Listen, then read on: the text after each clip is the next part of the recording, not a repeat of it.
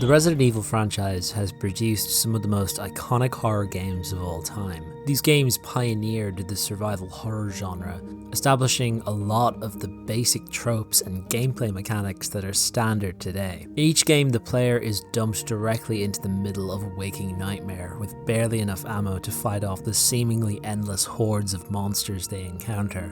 In order to survive, you have to search every nook and cranny for ammo and healing items, solve intricate puzzles, and find a way to get out alive. Every Resident Evil game features some variation of zombies as a basic enemy type. In a way, Resident Evil is synonymous with zombies. The original game sparked a revival of zombie horror films back in the early 2000s. Screenwriter Alex Garland credits it as an inspiration for his film 28 Days Later, and Edgar Wright paid tribute to the games in his sitcom Spaced, starring Simon Pegg and Nick Frost. Hiya. Don't sneak up on me like that! Ooh. Want a cup of tea? Yes. Before going on to make a full-on zombie movie, also starring Pegg and Frost. There's a lot to be said about the various types of zombies that appear across the Resident Evil franchise, but the ones that truly haunt my nightmares are the ones from the 2019 Resident Evil 2 remake. There's something different about these zombies. Something visceral and abject. Something that seems to get to the core of why the living dead as a concept is so terrifying, and why zombies have become some of the most prevalent monsters in horror for the past 50 years. Although the idea of undead monsters with a taste for human flesh arguably dates back centuries, the concept of the modern zombie and the undead apocalypse originates from Richard Matheson's 1954 science fiction novel I Am Legend. The story details a post-apocalyptic world where a pandemic has transformed the population into vampires except for one man, protagonist Robert Neville. Over the course of the story, Neville discovers that the plague is caused by a bacteria to which he is immune. This bacteria causes the undead to develop the desire to drink blood and develop the symptoms of becoming a vampire. You know, garlic, mirrors, all that jazz. The undead vampires retain their intelligence and something of their own personalities, but they are violent and obsessed with their desire for human blood. The horror, as far as Neville is concerned, is facing a world where everyone seems to have lost their humanity. To be reduced to our animal desires is to lose the very thing that makes us human. We can see many of the same themes from Matheson's novel in George A. Romero's 1968 horror classic Night of the Living Dead and its sequel, Dawn of the Dead. Two films which are largely responsible for popularizing the concept of the undead apocalypse. Romero cited I Am Legend as a primary inspiration for his films, but the undead monsters of these films are a far cry from Matheson's vampires. These are decaying, flesh-eating ghouls, living corpses, reduced to a single, carnal instinct to consume. Unlike Matheson's vampires, they do not speak. There is nothing left of who they once were. Most of these early zombie stories largely left the cause of the zombie plague ambiguous. In Romero's Day of the Dead, it's heavily implied that the disease is some sort of divine retribution. Later imitators came up with alternate explanations for the origin of the zombie plague. Toxic waste, mysterious animal bites. But all of these give the impression that the reason that all of this carnage is happening is a little bit arbitrary. It's just an excuse for zombies. That's not really the case with Resident Evil. Every Resident Evil game clearly establishes a cause for the monster outbreak in each respective game. In each case, it traces back to some sort of bioweapon, deliberately created by scientists who are blinded by their desire to play God, and funded by corporations who are blinded by their desire to make money. Of course, the Resident Evil games aren't the first to use zombies as a critique of late-stage capitalism. Romero really leans into this in Dawn of the Dead, where the zombies roam the shopping malls they used to frequently visit when they were alive. What are they doing? Why do they come here? Some kind of instinct, memory, what they used to do. This was an important place in their lives. Zombies are people who have literally been reduced to mindless consumers. They are individualistic, incapable of thinking about anything except their own carnal instincts. It's an inherent feature of the genre, but while earlier zombie horror fiction tends to treat the origin of the plague as deliberately ambiguous or just completely irrelevant, the zombies of Resident Evil are the direct victims of abuses of power. They are victims of the callous disregard for human life held by power and profit-hungry elites. This is the recurring evil that you face throughout these games. Even in the one where you are facing a literal cult, we still see the abuses of power against the poor villagers infected by the Las Plagas parasite, by the elite aristocrats who control them. And still, there's something special about the Resident Evil 2 remake. Now, since this game is a remake, I should probably make it clear that as of writing this, I still haven't completed my first playthrough of the original Ori 2. These games were a little before my time, but I can appreciate them for what they are, and I actually think they're pretty cool. And there's quite a few things I think that the original game does better than the remake. But the remake is a completely different beast. It's basically an entirely new game, and for the purposes of this video, I will be treating it as such. Ori 2R has some of the most terrifying zombies I've ever experienced in a video game. Even now, on my third playthrough, these monsters are just as stressful and anxiety-inducing as they were on my first playthrough. It's not just the photorealistic graphics, or even the incredible animations as they walk towards you, although both of them are excellent. A huge reason why they are so scary is how they are integrated into the game design. In the game's opening section, you encounter your first zombie. Officer, you need help? Stay back, sir. I got this.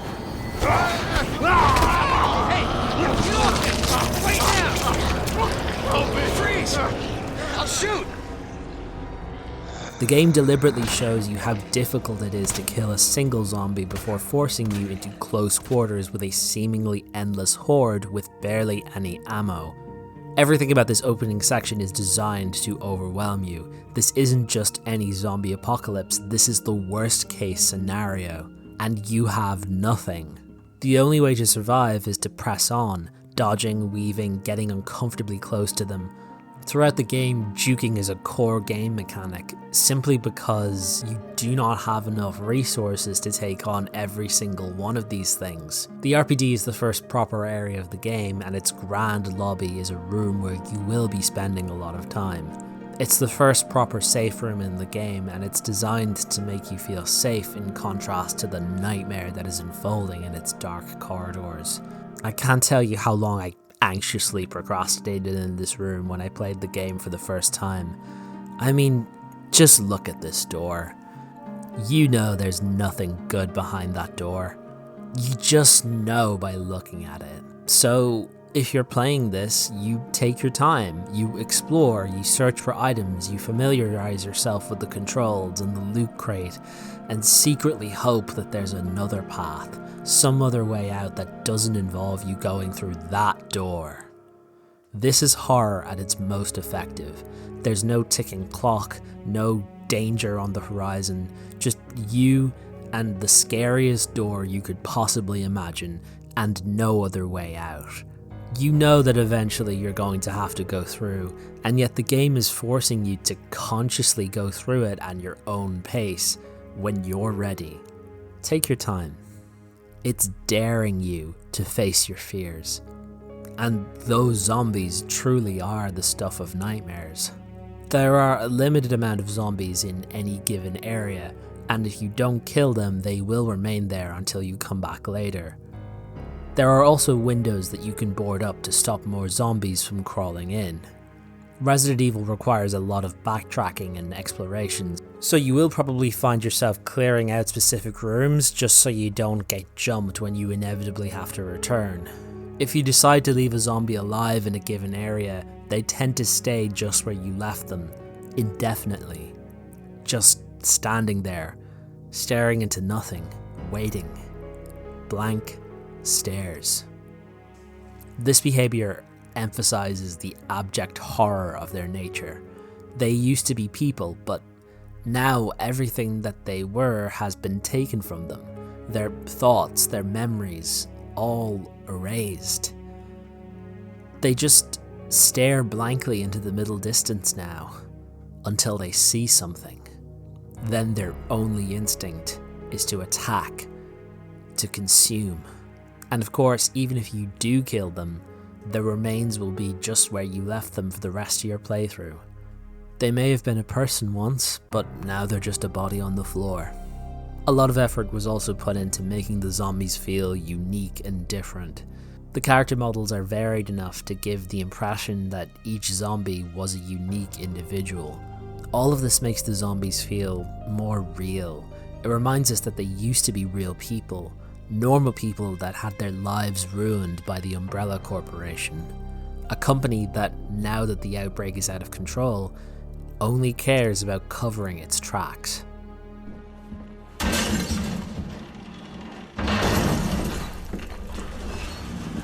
Jesus Christ!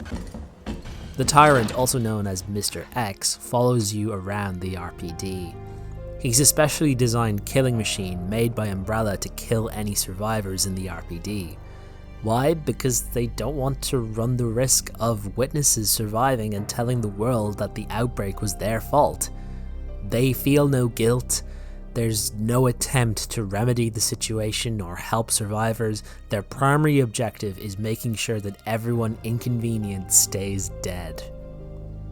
As far as they're concerned, every single one of the victims of this undead plague that they caused is expendable. You can't help but be overwhelmed by the magnitude of the horrific tragedy that has befallen these innocent people. And it gets even worse when it happens to a character you get to know. Officer Marvin Branagh is fatally wounded when you meet him. You only know him for a matter of time before he turns, but the help he gives you is invaluable. When you finally escape the RPD, he doesn't come with you. Later in the game, you do eventually have to return to the RPD, and Marvin is there. Marvin! Oh no. Damn it! You can choose whether to let him continue living, if you can call whatever he has now a life, or you can put him out of his misery.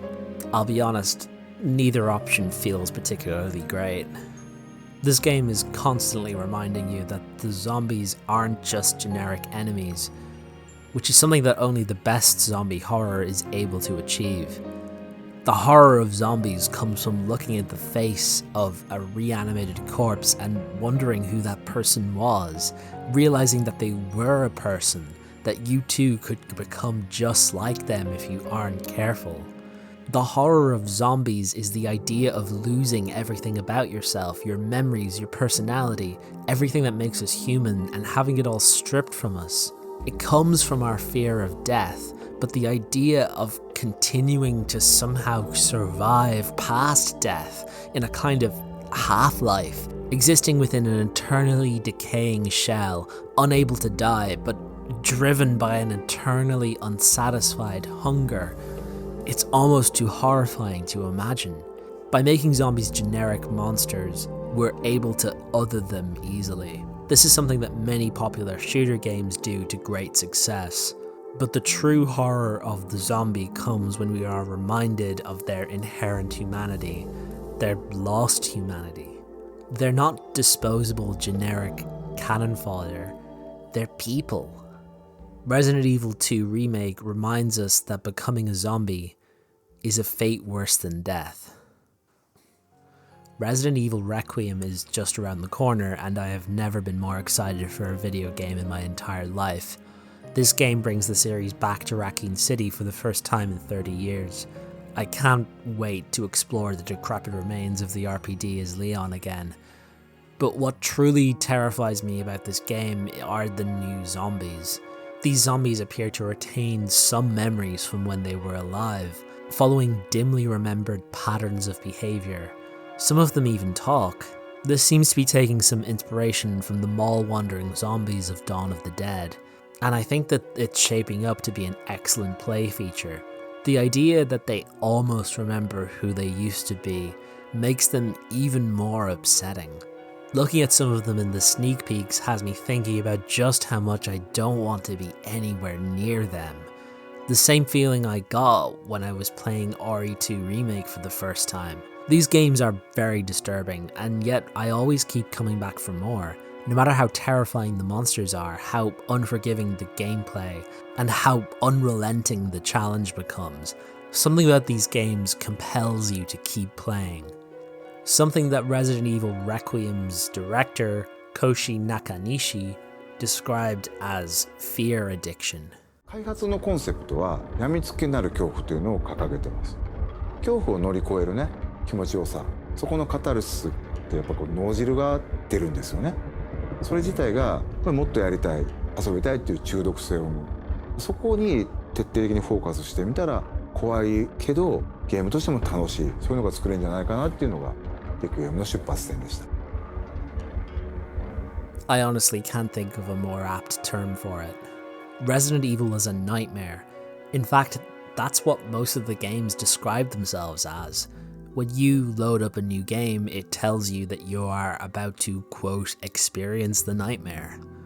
It seems counterintuitive, the idea that these kinds of horrific, stressful, disturbing experiences would be something you would consciously choose to seek out. Perhaps a roller coaster is the best analogy.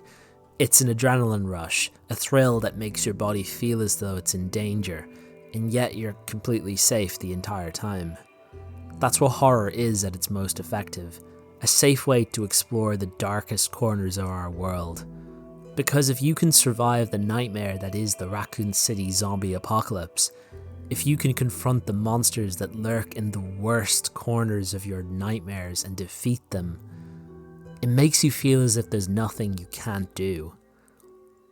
But maybe me trying to explain it doesn't do it justice. Maybe you just have to experience the nightmare for yourself. Resident Evil. Thank you so much for taking the time to watch. If you enjoyed this video, please consider leaving a like and subscribe for more videos.